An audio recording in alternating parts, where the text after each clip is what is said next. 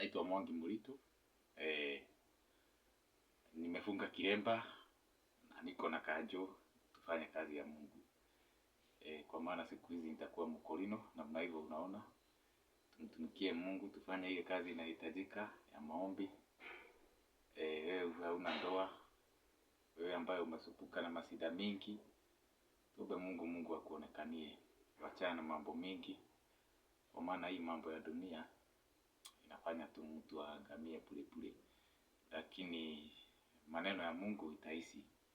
Andiko inasemanga hata upendo itaisha, kila kitu itaisha, lakini neno la Mungu litabaki. Yesu Kristo akasema kwanza tafuta ufalme wa mbinguni, ingine itajileta.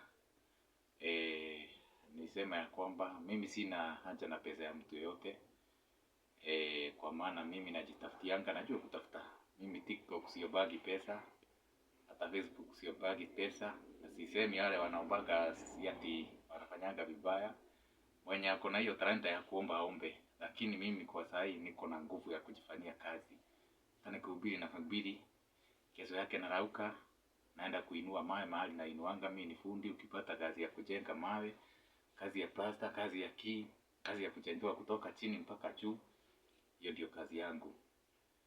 Building and construction, masonry, foreman, supervisor, hizo niko nazo zote za MCA. Hakuna kitu hajanikubalisha. So far mimi niko na nguvu ya kujitafutia na niko na nguvu ya kuomba. Na pia ukihitaji ombi, mimi nakuombea. Wachana na hii mambo ya kudanganywa toa pesa, sijui toa dhabihu. Dhabihu ilitolewa na Yesu Kristo katika msalabani. Ile ingine tu tunahitaji ni huruma na neema za Mungu.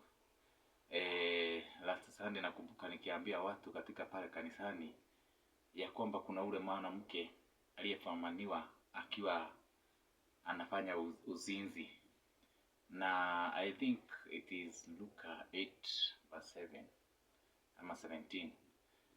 Vile walimpeleka mahali pale Yesu Kristo alikuwa. Kwa sababu ya ile law of Moses ilikuwa inasema ukisikwa na mzee wa wenyewe ama bibi ya wenyewe mpigwe na mawe mkufe. Lakini alipopelekwa pale Yesu Kristo alisema mwenye hajai kosea na achukue mawe amgonge. Hakuna hata mmoja aliinua mawe. Na unasikia ya kwamba alisikwa akiwa anafanya uzinzi.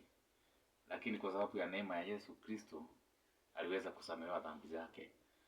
Kwa hivyo si pesa itafanya kazi ya dhabihu yenye unaitiswa pale na wakora na walaghai wenye hawajui kufanya kazi yao.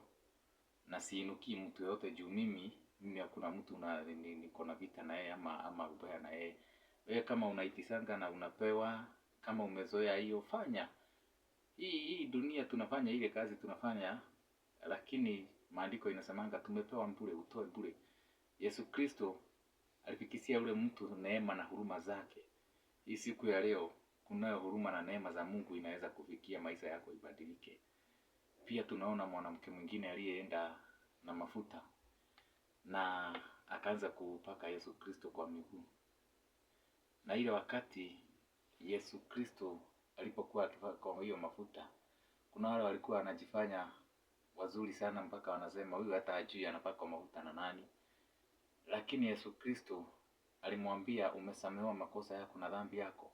Kwa hivyo katika pale kwa msalabani na Yesu Kristo, si kukuwa wewe ni mwaminifu, si kukuwa wewe unaendaga kanisa, ni neema na huruma za Mungu. Kwa hivyo unapoomba, ambia Mungu tu akufikishie huruma yake na neema zake, na ubarikiwe sana. Ukiomba, amini na Yesu Kristo atakufikishia. Ukilike hapo nitafurahia, ukifollow nitafurahia.